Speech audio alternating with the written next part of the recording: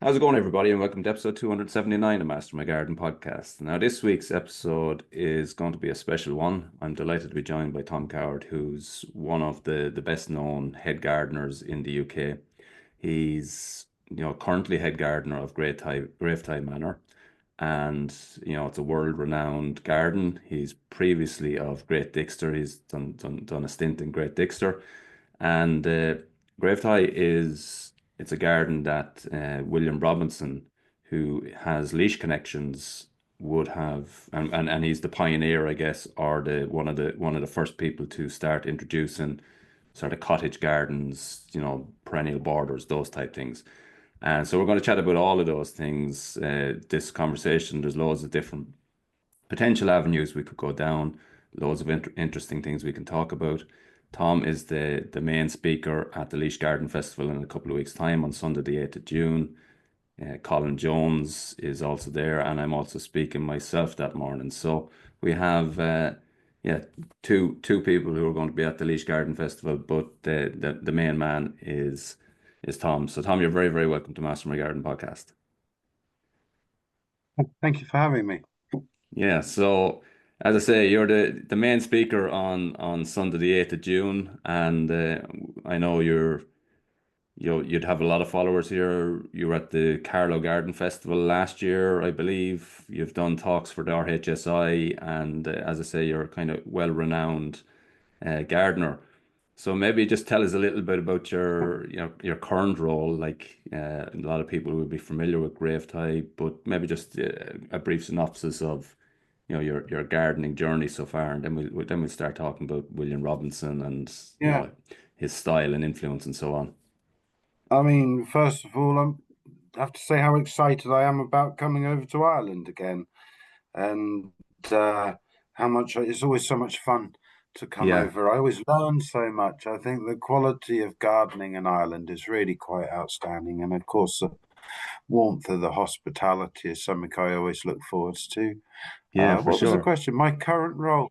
So yeah, I'm head gardener at Gravetye Manor, and I've worked there for 15 years. Um, and it's been a real love affair, I think. Um, I've known the garden since I was 18 when my friend used to work here and we used to visit. And of course, it's an important garden in terms of garden history, but it's got such a special character that's always been there. Mm, Um, when I started, the garden had become somewhat uh, derelict, maybe, or neglected. And mm. so it's been kind of a restoration project, which has made it quite exciting. Yeah. Wow. And how many years did you say? Are you there? 15 years. Wow. Yeah. So yeah, you've seen a huge evolution then, or Yeah. I mean, it's a long time in modern careers, but in the life of a garden, it's a blink of an eye, yeah, yeah, So in many ways, so it's a cliche, but we really feel like we're just starting in many respects. Yeah. yeah. And what did you have to work with? So obviously, you said it had got into a little bit of disrepair or neglect or whatever. But I'm sure structurally there must have been lots of trees, borders, Yeah. so on Yeah. there. So, I mean, it's the only garden that William Robinson made. Well, that's not true. He made one for his publisher in London, but they built a block of apartments on that. So it's the only surviving one.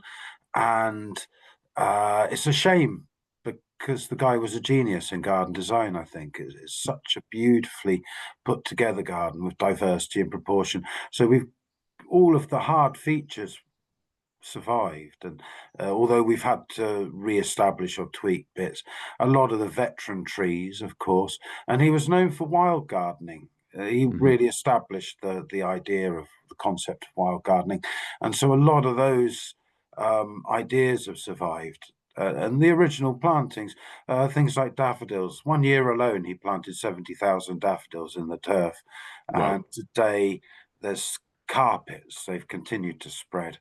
Yeah. So a lot of these wild gardening aspects, the challenges with the infrastructure, the glass houses had fallen down, the irrigation, the fencing for deer, this kind of thing, Hmm. compost heaps, boring things like that, and also the deep-seeded perennial weed challenges and the flower borders are always changing.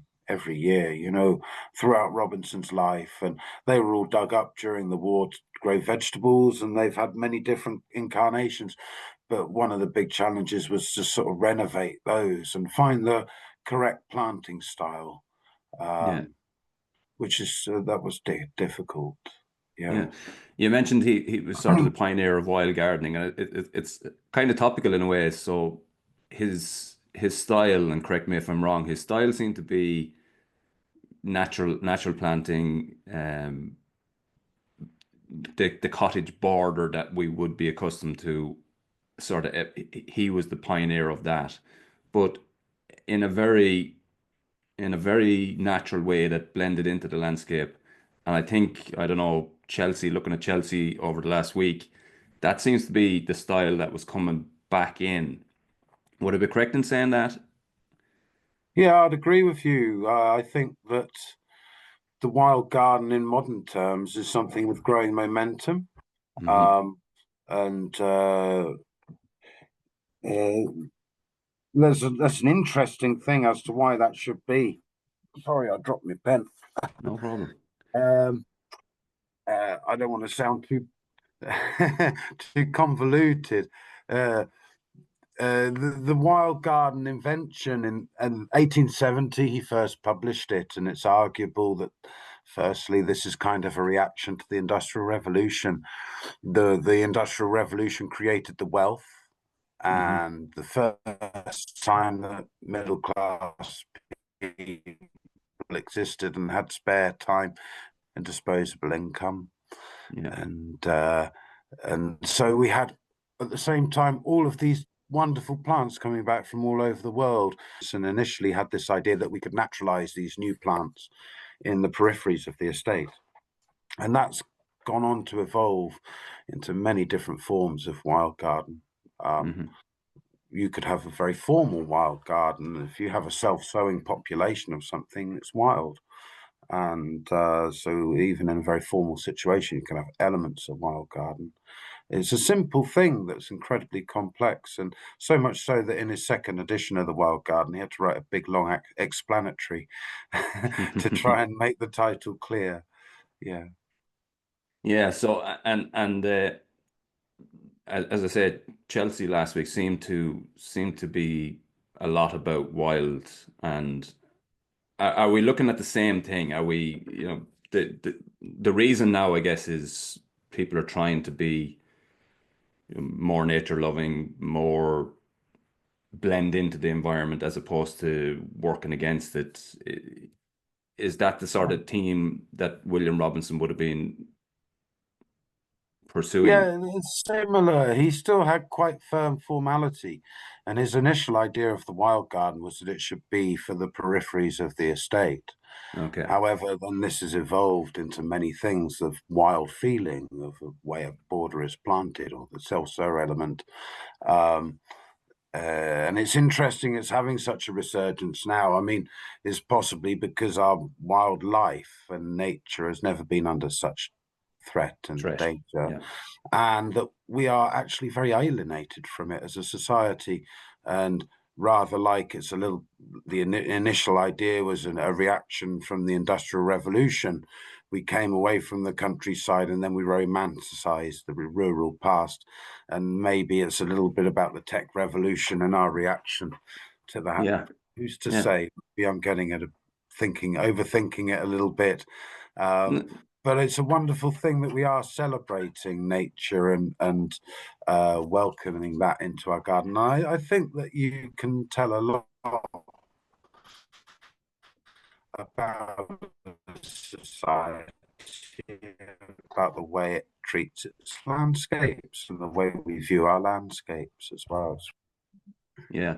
And there is the, I suppose, there is the debate, the always native, non-native. There's the debate around whether gardening industry versus gardening are, helpful for the environment. And there's certainly, I think that's coming true, and we have our Bloom show here kicking off this week, and I know the theme for a lot of the gardens there is this wilder look as well. But it's there's there's a sort of a position now where we're trying to soften gardening, if that makes sense.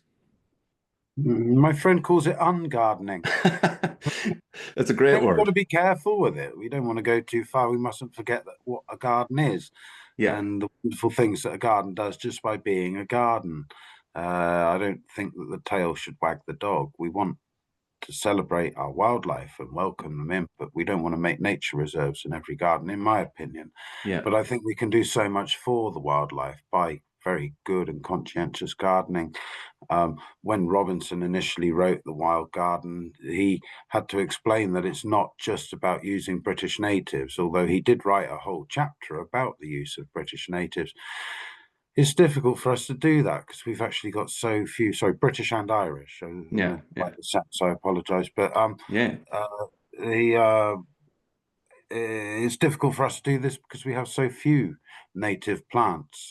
yeah, I'd say a place where they're really leading in this is in the USA. However, do you really want to restrict yourself? There's evidence in the UK and Ireland that it's sheer diversity of plants that really helps wildlife, and that we can actually reduce biodiversity by restricting ourselves to British natives alone. That's yeah, bulk of diversity, but how, rarity, that's another way of measuring it. So, yeah. yeah. That's a brilliant one. On gardening, I like that word. It's a great word. So, in Gravetye Manor, so obviously it's world renowned as I said, but there's huge amount of elements in it. There's meadows, there's flower borders, there's kitchen garden, orchards, and so on. Maybe just give us an overview of the garden. What size are we looking at? Yeah, so it's about it's about 30 acres. And we're in the High Weald in Sussex. It's a beautiful rolling wooded landscape, although it's very close to the Ashdown Forest, where Winnie the Pooh is from. So he's just down the road, and it's a contrasting landscape as well. Um, and it was laid out 1885. Robinson came here, so he had done a lot of his journalism before he got his own garden. And the most interesting archive we've got is a book he wrote called 20 Years Work Around an Old Manor. And you can look into his mind as he's developing this landscape over 20 years. Um, and it contrasts on this south facing slope from wild garden to formality. So we have a wildflower meadow, and then in the center, the manor with the flower garden, a wild garden bank full of azaleas and bulbs, formal croquet lawn, and there's that contrast again. And then a woodland garden, and at the very top, the vegetable garden. So it's quite firm contrast north to south. East to west, there's a woodland garden on the east side that bleeds out into the forest that we're surrounded by. And going west, there's an orchard, about 2 acres of orchard that bleed out into the forest. So it's very cleverly designed. Yeah, and vast. I presume you have a team of people in Gravetye. How many people have you? And then, So, seven, including me. So it's a very good team of gardeners. I'm lucky to work with them. Really lovely people and quite talented. At this time of year, we could do with a few more.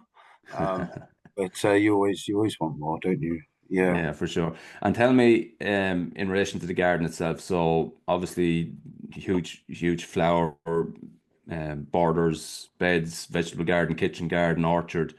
Um, Tell us about the planting in the flower elements of it, and maybe what sort of parts of the garden are your favorite. Where do you find yourself gravitating towards the most? Well, I can't say I've got a favorite area because I love diversity. That's what I Yeah. really like.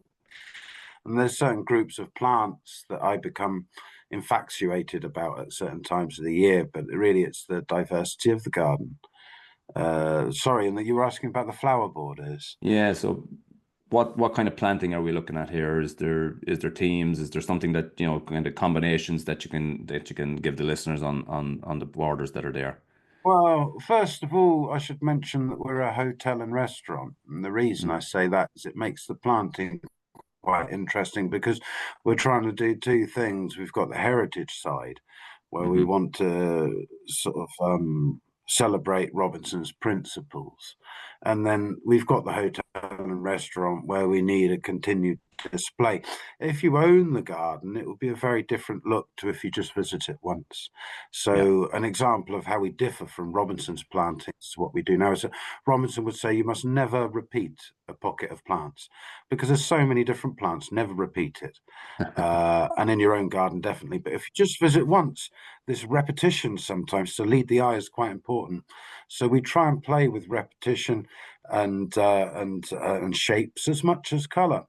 Um, in the spring, we do a lot of tulips. We have this miserable grey English winter, and then we need the colour. And Yeah. Yeah. the tulips are like an antidote. They've just finished a few weeks ago. We've got our lupins and our hesperus as key ingredients, with angelica giving us a lot of shape, and the allium.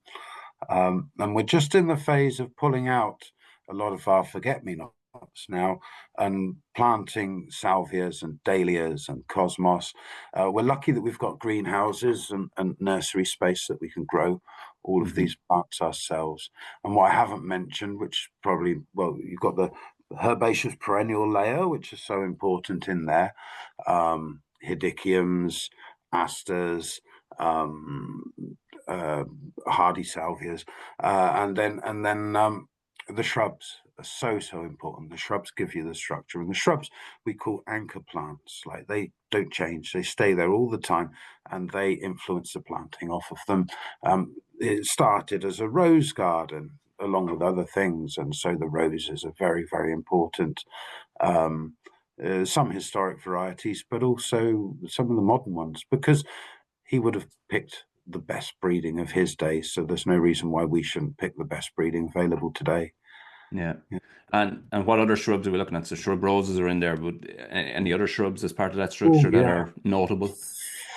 Philadelphus. I'm very fond of Brilliant. at the Yeah. moment. Yeah. I was so happy that they got. It was that pink Philadelphus plant of the year at Chelsea. I thought that was wonderful. I can't wait Was to it? grow it. Yeah. Yes. They're a wonderful, underrated group of plants, along with Deutzia, which is starting to look wonderful now.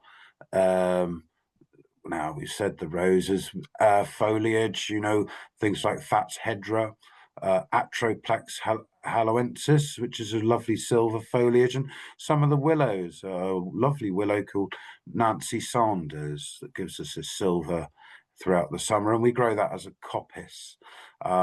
And many shrubs, some of the prunus. I love cherry trees. We've got Yeah. Prunus incisor Kojo no Mai, which Oh, is gorgeous. a beautiful in flower, foliage, autumn color, but even in the winter, the structure. And Yeah. so we're trying to find plants that give us year-round structure. Another trick with the prunus is several that we do this with, but a good example is one called Glandulosa albiplena. Nipponica brilliant is another good one.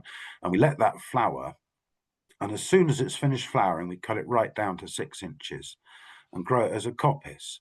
And then throughout Right. the season, that will grow back. It will give you autumn color. We keep those stems through the winter until they flower again the next season. So, growing the way we prune the shrubs is also very important.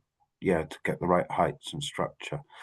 Wow. And as time goes by, we'll actually be working in more woody material into the borders. Mm. Nice. And in relation to, so you mentioned it's a hotel, and looks a fabulous hotel, by the way. It's a place that looks like it would be lovely to visit. Your the kitchen garden, the orchard, have they to feed, all of the restaurant, it's vegetables, fruits, and so on, or what combinations at different times of the year, or what's the kind Yeah, of everything ethos we there? grow is everything we grow is used in the restaurant. Um, in the orchard, that's largely based around making apple juice, Okay. and uh, we most of the orchard had come down when we started. Over the years, it was quite decrepit, so we replanted. well, it was only about 60 trees, but on quite large rootstocks. And the variety selection there was really based around blending the acidity and sweetness to make a very nice apple juice. It's strange because we make a little bit of cider from it, and that tastes like battery acid. It really is disgusting, but the juice is beautiful. But the cider is a very stimulating drink. Um, so that's the orchard. The orchard's fascinating as well because it's what we would call a productive wild garden. It's primarily there as an aesthetic, to be a wild garden, to look beautiful in blossom with the camassias, the wildflower meadow underneath, and then the beautiful trees. But it's really important the integrity that it pays for itself, that everything is used and it has a product. Yeah. So as well as the juice and the cider, we have apples in the rooms, and chef is always doing a different apple dessert throughout the season. And we'll start picking in August, and then if with storage, we'll go right through till January. So it's quite a long season. That's the fruit. In the orchard, in the kitchen garden, we're growing vegetables, cut flowers, and edible flowers and fruit, of course, more soft fruit and top fruit on restricted forms, where we can get really fussy, grow them as well as possible. We've just started the process of thinning our fruit in there, actually. And that's a year-round production of vegetables. And sometimes there's seasonal things, and we have to give the chef a big glut. And so there's a lot of work in the kitchen, as well as the harvesting and processing. But ideally, we're giving him just the right amount at the right time, steadily through the season. Yeah, that takes a little bit of planning and work. Is there kind of Yeah, staple vegetables that you guys use all the time? Obviously, salad leaves, I presume, things like that. But is there? uh, we've we grow so we grow baby vegetables every year. The chef wants these vegetables smaller and smaller and smaller, John. And one day, I'm just going to give him the seed packet to save myself for Christmas. Here, cook I've, these. I've Yeah. got I've got a certificate for my giant onions I grew once, but every year he wants them small, and that's what the chef wants. So we've got these beds where we do weekly sowings and weekly harvests, and it's quite careful timings on that. We'll start in the polytunnel and then under cloches. Now we're going outside, and we'll go right the way through into the autumn, and then start under the polytunnel again. And those autumn sowings we'll be harvesting in March and April. That's the hardest time. Yeah. So there'd be things like radish, turnips, beetroots, carrots, leeks, spring onions, many things. Parsnips. Parsnips are useful as a catch crop. So we have a lot of staples that go through the year. Um, Hmm. However, it's kind of nice to try and celebrate those seasonal flavors that you only get at a certain time. We're just in our peak asparagus production at the moment, and it's just wonderful. You can't get that flavor at any other time. And it is beautiful asparagus in the shops, but the flavor is so different to something that's been picked that day.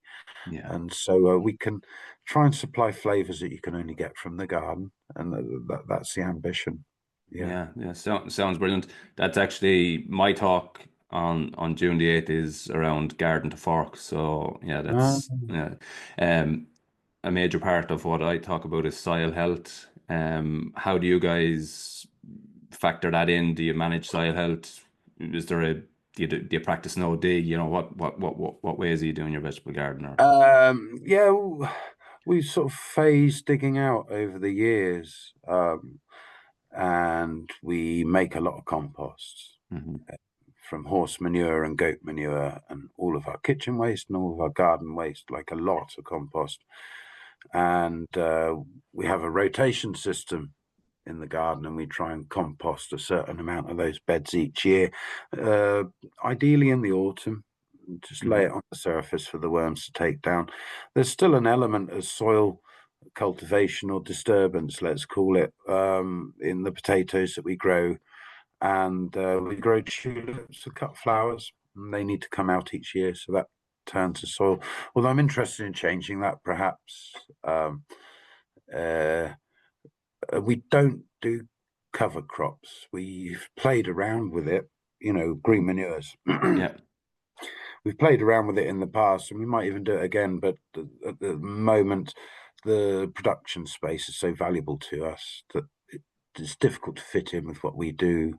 Yeah. Um, and yeah, what You else probably can don't I have a think? requirement for it anyway, because you are utilizing the space pretty much all the time. So Yeah, you have plant cover yeah, anyway. It's just yeah. uh, It's very intensive production.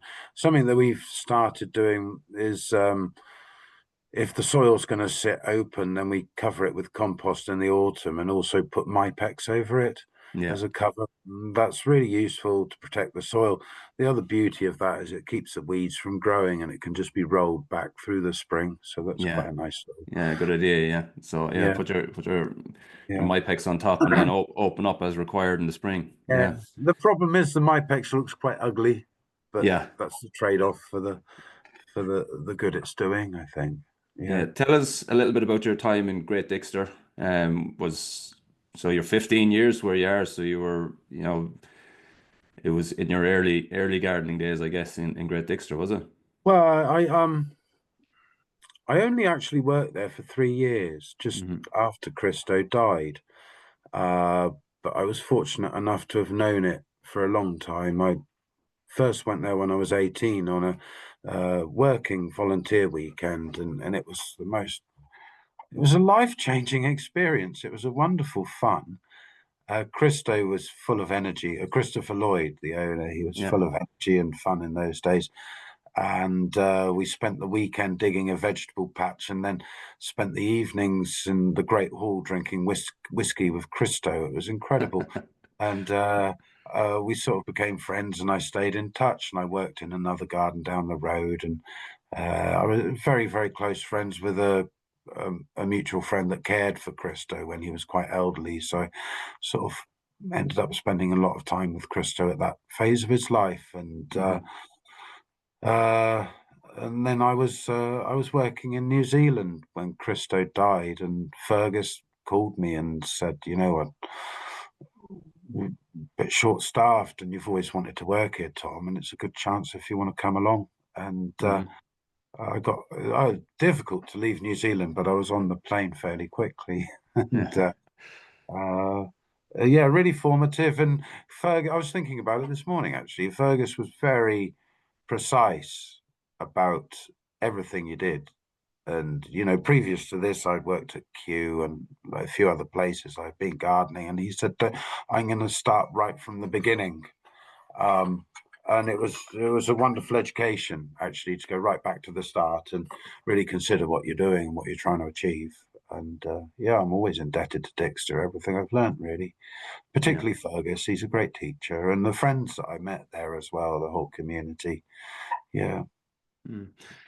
You're coming over to Ireland as I mentioned, and we're going to talk. You're going to talk, I think, about William Robinson being that the fact that he has strong leash connections.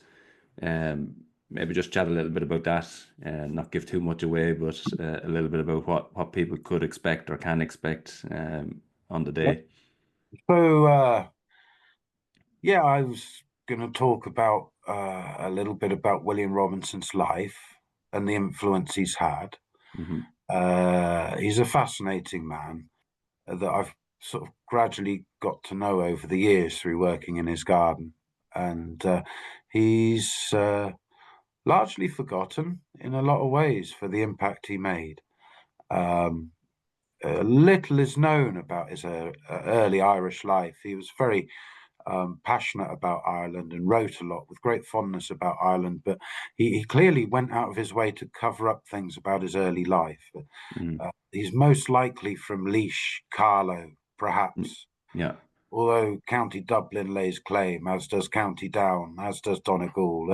And there's many stories that he might have grown up down the road. Yeah. Um, so just to talk about Robinson and then look at the garden he made at Gravetye, really as a way of illustrating his impact on horticulture and some of his principles, and perhaps if I can get the pictures to show some of the wonderful Irish gardens that really were so deeply influenced by him and have continued that style of gardening. Yeah. Yeah.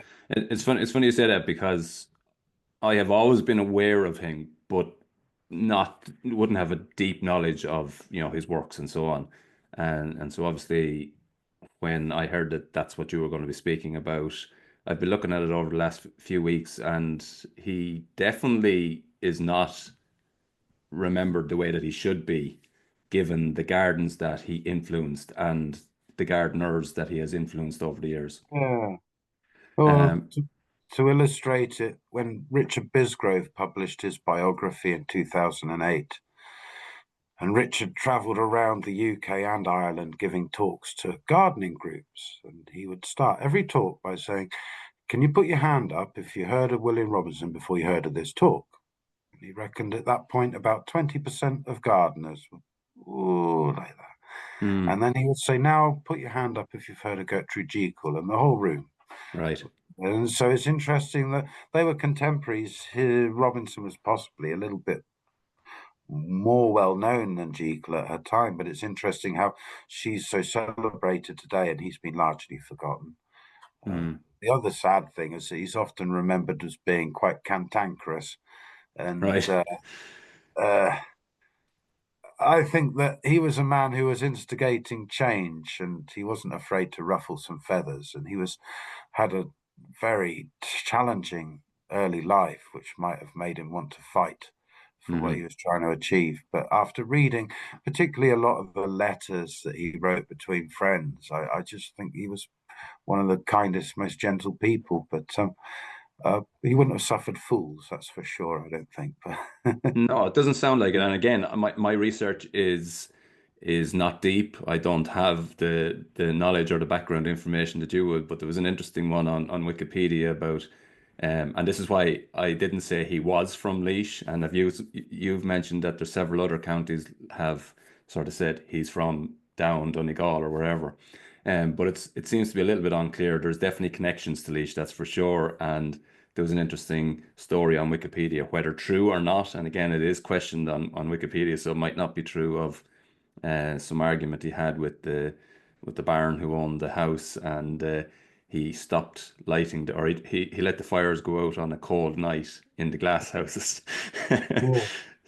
So maybe there's truth in it, maybe there's not, but yeah, I think if it sets the scene for what was quite a fiery career. He had a lot of very open rows and arguments, and yeah, um, yeah, yeah. He would often contradict himself as well. You know, right. someone that wrote so huge amount of works, it's almost inevitable to happen. You Yeah, know. at some point in time.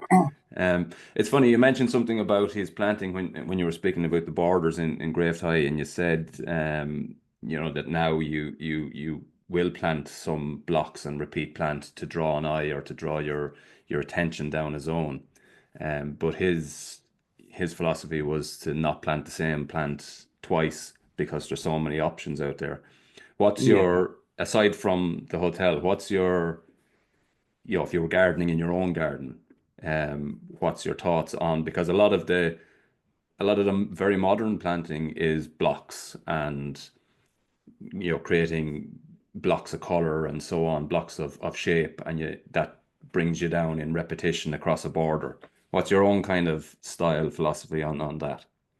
well, I think proportion and scale is really important. Um, and the other question is, how is it going to be cared for? Um, Big blocks, big bold blocks are a bit easier to manage. Hmm. Broad Yeah. sweeping statements here. Um, if it was my own private personal garden, I would just have a collection of plants probably, and I wouldn't care Yeah. how it looked to anyone else because it would be beautiful to me. And I would only need, one group of each, other Yeah. than the stuff that I'm excited about and propagating. Um, but uh, I don't know. Maybe I'll get bored of that as well. I think it Yeah. needs to be interesting, and my friend that I get a lot of inspiration from, he says, "Well, this interesting is the difference between pretty and beautiful, and you want a beautiful garden, and for that to be beautiful, it has to be interesting." You know, now that could be the way the plants are selected, or the type of plants that you're growing, or how they're grown, or how they combine. But it needs to sort of, just engage that interest a little bit, I think. Mhm. Yeah. Is that the same friend that came up with the term on gardening? It's a No, no, no. it's not. They're I might they're be, I might be taking all these great phrases off my mates and regurgitating them.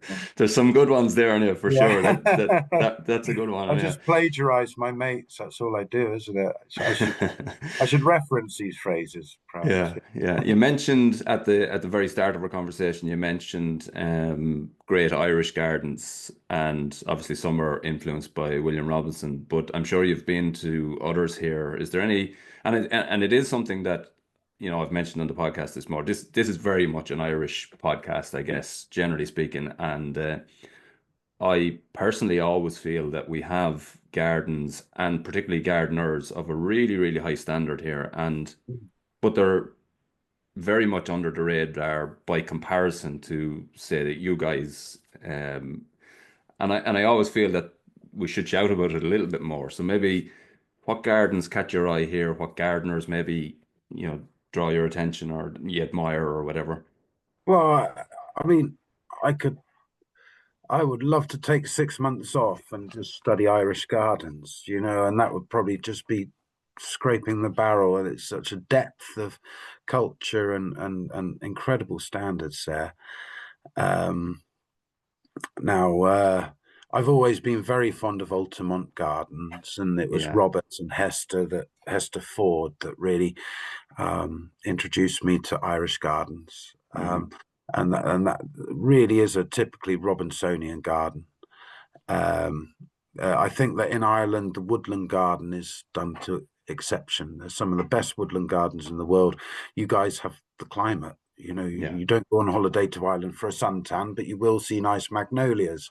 And so, well, one that really blew me away was Mount Congreve down in Waterford.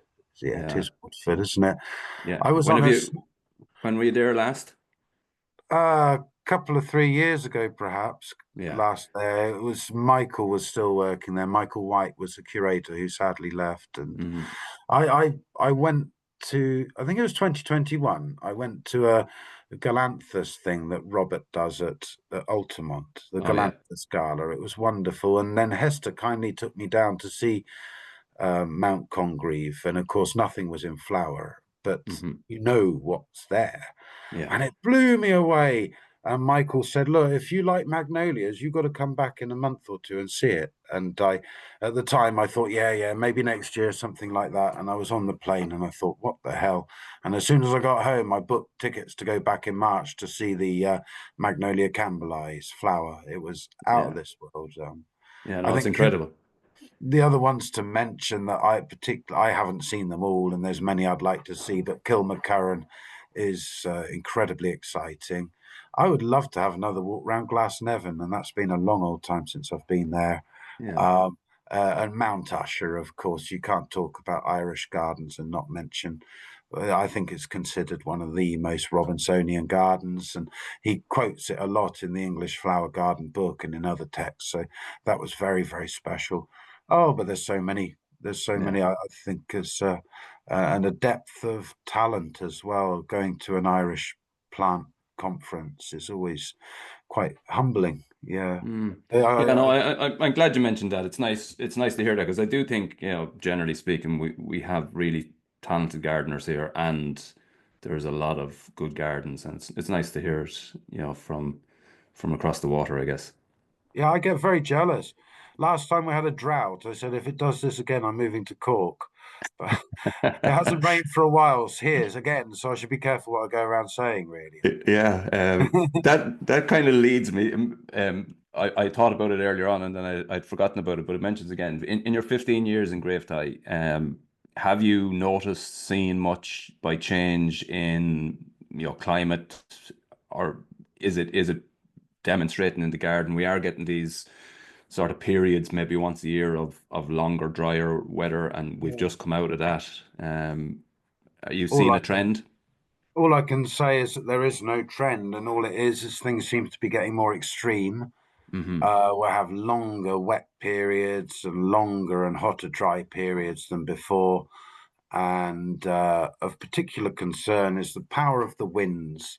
And particularly for you guys, I was heartbroken in February time to hear about the damage Yeah. in Wicklow was particularly badly hit, wasn't it? And Yeah. March, yeah, it was February time, wasn't it? That It terrible storm. was, yeah, I can't remember the exact date, but it was There's early. been a few. Storm Yeah, Owen was the bad one, yeah. And there's been a few. So we worry about the droughts and the heat, but often we get blindsided by the power of the wind. yeah, Um, that said, you got to remember we had a massive hurricane here in 1987, and we had that massive drought in 1976. I'm not saying that things aren't changing at all, but what I am saying is that there is a lot of resilience that we can cope with elements of this. yeah, and it has happened before, but I do think you're right. It's very hard to see a trend, from a vegetable garden perspective, Uh, sowing dates, and it's It would very hard to be see a trend. easier. It would be easier if we knew there was a trend or what would happen, but we're just sort of guessing with the extremes, isn't it? Yeah, yeah, so like Yeah. yeah, it is different, and but something that's noticeable to me, the extremes are definitely noticeable. The extreme periods of wet and the downpours, then the drought and long periods of no rain. And as you mentioned, the winds, they're quite constant here and quite strong. I would feel they're stronger over the years. Um, but the big thing that I noticed over the last couple of years was lack of sunlight, and that's something that really was stark last year, particularly. Seems to be a bit better this year, but generally seems to be. Yeah, last year was gloomy, although I actually enjoyed last year here because it rained. It was terrible for the slugs, and I take that, the lack of sunlight.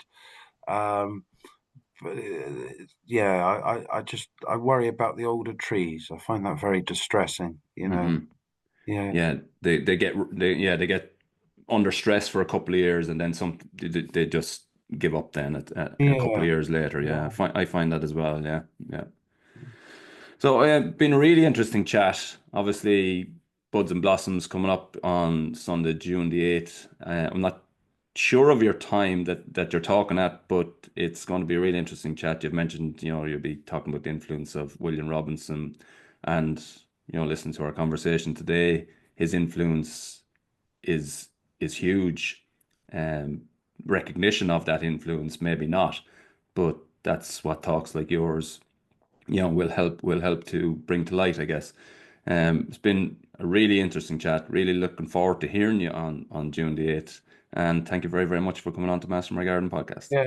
Thank you, John. Thanks for taking the time, and very much looking forward to meeting you when I'm out there and to have a lot of fun on the trip. So yeah, Yeah. thanks for the time. So that's been this week's episode. A huge thanks to Tom for coming on. Really interesting chat. So, as I said, the conversation went in many different directions. Looking forward to hearing him speaking on June the 8th. So that day I'm speaking, I think I'm first speaker. Then Colin Jones from Salterbridge Gardens is talking about creating a cut flower garden. And then Tom is the main speaker of the day, along the lines of what we're talking about today. And that's going to be a fascinating chat. And again, could go in lots of directions, but it'll be interesting to hear a bit more about William Robinson and, as I said, bring his expertise and his influence to a greater audience. So that's been this week's episode. Thanks for listening, and until the next time, happy gardening.